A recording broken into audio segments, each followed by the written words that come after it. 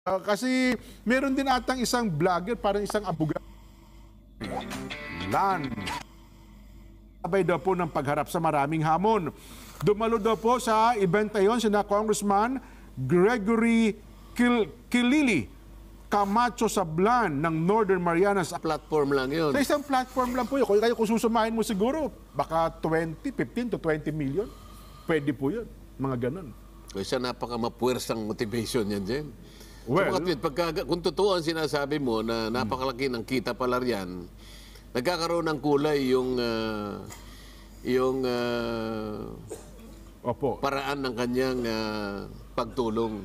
Opo. Kasi hindi talaga yung katapatan yung nangingibabaw dyan. Kung hindi, meron palang ibang anggulo. Totoo po ko. Kung ganun kalaki yung kinikita, Oho. at sa paraan na yan, doon niya napapanatili yung kita niya na no? Ay kaya pala ganun ang paraan. Oho. Kahit pala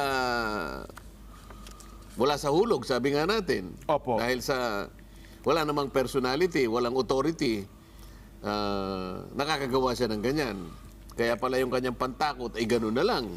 Kasi nga naman ko, una, kumita ka na, dumami pa followers mo, at pagkatapos, siyempre, kumbaga... Sabi niya, everything to gain. Opo, wala natin to lose. So, di mabuti na lang, may nagtanong pala, kaya natin Opo. nabigyan ng konting pasada yan, napasadahan natin. Kasi kung wala nagtatanong, baka naman sabihin nila, ba't tayo nakikialam dyan, ano? Kaya lang, inaalala nga natin. Ngayon, lumitaw na nga yung mga concerns na yan. Nagkaroon tayo ng pagkakataon, maibigay natin ang sarili nating pananaw tungkol sa paraan ng kanyang pagre-resolve o kaya pagtulong sa ating mga kababayan. Hindi tayo naiinggit dun sa ano dyan. Kailangan nating i-clarify ito. Tayo rin tumutulong tayo sa paraan na hindi naman ganun na kinakailangan malaman ng buong daigdig kung anong ginawa natin at ang kakapahiyan. Sa maliit na bahagi ng ating kakayahan, nakatutulong din naman tayo dyan. Totoo po.